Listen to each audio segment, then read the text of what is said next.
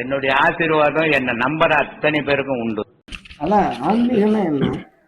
ஆன்மீகம் என்ன சாமி? தெய்வீகம்னா என்ன சார்? பக்தி ஆன்மீகம் ரெண்டு தான். நீங்க பேர் என்ன வேணா வச்சுங்க. பக்தி ஆன்மீகம். பக்தின்றது உடல், ஆன்மீகன்றது உயிர். இது கண்ணுக்கு தெரிஞ்சு எல்லாரும் கும்பிடுறது பக்தி. ஆன்மீகன்றது உனக்குள்ள போய் உன்ன தேடுறது. உனக்குள்ள போய் உன்ன தேடுறதுன்றது அவர் சாதனை. ஆமா,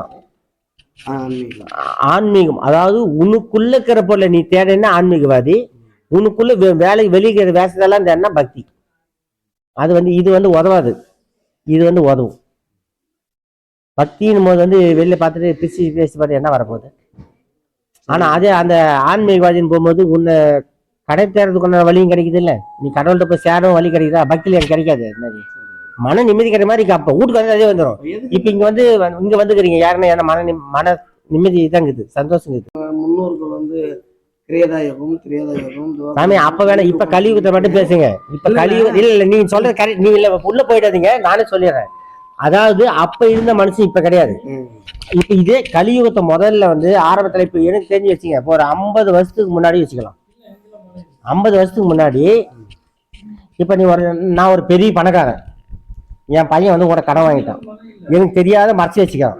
ஒரு நாள் தெரிஞ்சிருச்சு. நான் என்ன பண்ணேன், என் பையன் கடன் வாங்கிட்டான்னு சொல்லி எங்களுக்கு நிலத்தை எடுத்து இந்த நிலத்தை இன்னார் எழுதி கொடுக்க நான் எழுதி கொடுத்துட்டா போச்சு செல்லுடும். அப்பெல்லாம் பழைய காலத்து பத்திரத்தை போய் எடுப்பாருங்க. வித்தவன் பேர் தான் வாங்கின பேர் மட்டும் இருக்கும். இப்போ நாகராஜன் எடுக்க நாகராஜ் இவர் நாகராஜ் அவர் நாகராஜ் யார் வேணா நாகராஜன் சொல்லி கொண்டு போய் வித்துட்டு போயிடலாம். அப்போ அதுக்கு பின்னாடி வந்த காலத்துல ரேக வச்சாங்க, அதுக்கு பின்னாடி போட்டா பிடிச்சாங்க. இப்ப கம்ப்யூட்டர் வந்துச்சு. ஏமாச்சு அதனால இப்ப இருக்கிறதான் பேச முன்னாடி எல்லாம் பேசக்கூடாது. அப்ப இருந்தவங்களாம் யோகி வந்தாங்க, இப்பெல்லாம் அயோகி நினைக்கிறானே. நம்ம அயோகி காலத்தை போய் யோகிட்ட பேச தப்பு தானே? ஆமா, பித்தலாட்டம் கடைசி காலம். இப்ப எல்லாம் பித்தலாட்டம் தான். இப்ப போய் நம்ம யோகித்தை பத்தி பேச நியாயமா சொல்லுங்க? நீ உயர்ந்திருப்பீங்க, உங்களோட தகுதி உங்க அப்பனை உயர்ந்திருப்பான், உங்க அப்பனை தகுதி உங்க தாத்தா உயர்ந்திருப்பாங்க. நீ 4 ஜெனரேஷன் இவ்வளவு மாறும்போது எப்படி யோசிச்சு பாருங்க. நாளைக்கே வாங்க, மத்த அப்புறம் போலாம். 4 யுகத்துக்கு 4 இதுக்கே வந்தேன். உங்க தாத்தா இந்த தகுதிக்கு உங்க அப்பா இல்லை, உங்க அப்பா அந்த தகுதிக்கு நீங்க இல்லை, உங்க தகுதிக்கு உங்க பையன் இல்லை. இப்ப என்ன பண்ணலாம்? எது வேணா எடுத்துங்க. இப்படிதான் வாழணுன்ற தகுதி கூட உங்க உங்க உங்க தாத்தா கிட்ட இருந்து உங்ககிட்ட இருக்காது, உங்ககிட்ட இருந்து உங்க பையன் கிட்ட இருக்காது. அதுதான் சாமி. இன்னைக்கு ஒண்ணு சொல்ற ஒண்ணு இல்ல. இந்த நிமிஷத்துக்கு போய் சொல்லி தப்பு உண்மைனா உண்மைதான். கடைசி வரைக்கும் அதே தான் புடிச்சு பேசுறாங்க. இன்னைக்கு யார் பேசுறா சொல்லுங்க? அது அவங்க வெளியே வரதில்ல சாமி. உண்மையா சொல்றேன், நியாயமான்றவன் வெளியே வரமாட்டேங்கிறான். எவன் வரா சொல்லுங்க? வர்றதில்ல. எவன் எப்படி நாசம் பண்ண எனக்கு என்னடா? இப்ப ஐயா சொல்லும் போது ஒருத்தன் செத்து போறான், சாப்பிட்டோம் சாப்பிட்டு சொல்லுவார். எடுத்து வீடியோ பாத்துக்கிறீங்களா? அவர் ஏன் சொல்லாம? தப்பு தானே. ஒரு ஞானி மகான சொல்லாமா?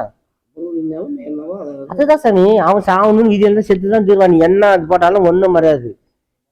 அதாவது விதி ஒருத்தனுக்கும் ஒரு முடிவு பண்ணி வச்சிருக்கு. அது பிறகு நடக்குமா? நம்மளால மாத்த முடியாது.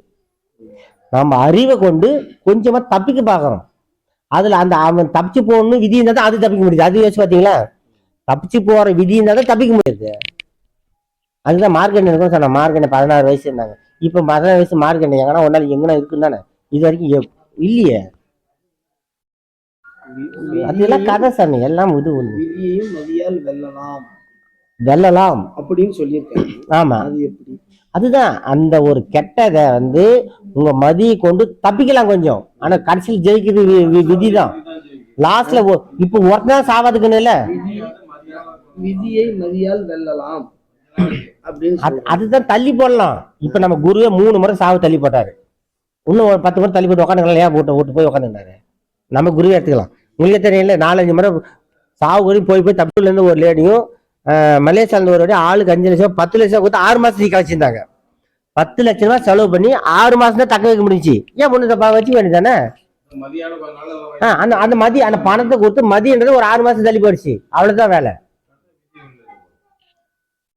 மதியால கொஞ்சம் தள்ளி போடலாம், மாத்தவே முடியாது. சரி சாமி, சொல்லுங்க. நான் நன்றி சாமி. எப்படி என்ன அதெல்லாம் பயம்லாம் ஒண்ணும் கிடையாது. சொல்றேன். ஒரு ஆளு மட்டும் ஆன்மீகத்தில் இருக்காரு. ஒரு ஆளு வெளியே நீட்டிட்டாரு. அந்த ஆன்மீகத்தில் இருக்கிற ஆள் வந்து போகணும்னு நினைக்கும் போது அந்த வெளியே இருக்கிற ஆள் அந்த ஆன்மீகத்தில் இருக்கிற ஆள் எடுத்து பிடிக்குது. அப்ப அது கம்மியா தான் உதறிட்டு போயிடுது. இல்லம்மா இல்ல இதுல ஒரு விஷயம் கொஞ்சம் புரிஞ்சுக்கிட்டீங்களா? ஒண்ணு நல்லா யோசிச்சு பாருங்க.